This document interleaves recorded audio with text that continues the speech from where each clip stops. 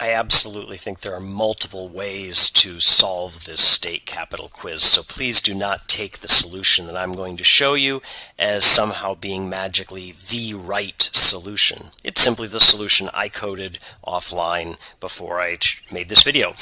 In my solution, I added in three variables. I added in the idea of the slot number because obviously I have to have this picking of which state and capital am I going to be asking the quiz question about. And so I added in the idea of a slot number, and of course the first line, or in my case the first line, is set that slot number to a random number between 1 and 50, because there's 50 pieces of information in my particular quiz, 50 possible things. By the way, if that can change over time, if you're doing something where sometimes it's 50 or sometimes it's something different than that, you can use this block over here, which looks at the length of the list, which, I mean, we know that the length of the list is 50.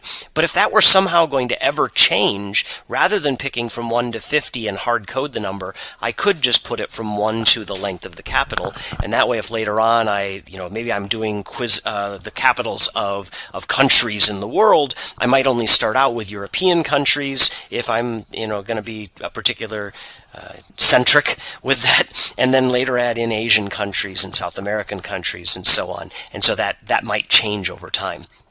So I set the slot number to some random number from 1 to, in my case, 50.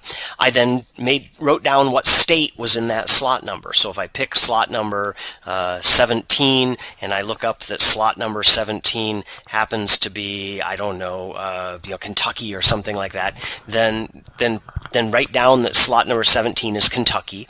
We then ask the question, what is the capital of Kentucky? And we wait. Right? They give me an answer, and you remember from my previous videos, I just always have a new variable that I set to their answer. So I say set their answer to answer. So that was my third variable up here, was the slot number, the specific state, and their answer. And then I just compare. Did their answer equal the corresponding slot number in the capital? I could have made a variable over here called answer or state capital right answer, something like that. I could have said set right answer to slot number of capital. I just chose, for whatever reason, just to use it directly here. So I say if their answer equals what is presumed to be the right answer, then say great job for 2 seconds. Otherwise, say no, the correct answer is, and tell them what the right answer is. And so, again, let's look at this, right? Game is running, so I said set slot number to a random number, 1 to 50, and I got 22. I then said set state to item 22 of state, which is Michigan. So I'm asking the question, what is the capital of Michigan? And I happen to know, because I lived in Michigan for a little bit, that the capital is Lansing, and so I can say the capital is Lansing, and I record that my answer was Lansing, and it told me great job.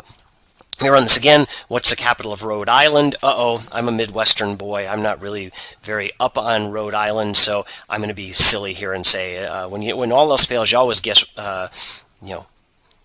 Oklahoma City, right? Iowa City, Rhode Island City. Nope, the correct answer is Providence, right? And so we've got a really simple program here that uses this corresponding set of two lists to quiz somebody over their state capitals. Now, I'm going to leave it up to you to see how we could extend this, how we could, instead of asking only one question at a time, maybe ask 5 questions at a time or 10 questions at a time.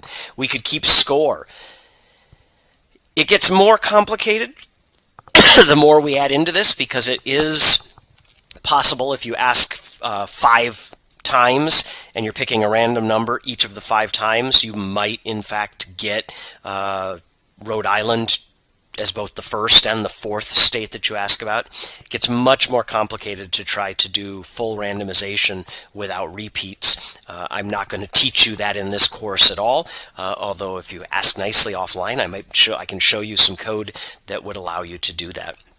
But that's the way that we have this idea of parallel lists of questions and answers. In your homework assignment for this unit now, you're going to be looking at how you can use lists beyond just this, to create multiple choice questions with multiple correct answers to create a little trivia game.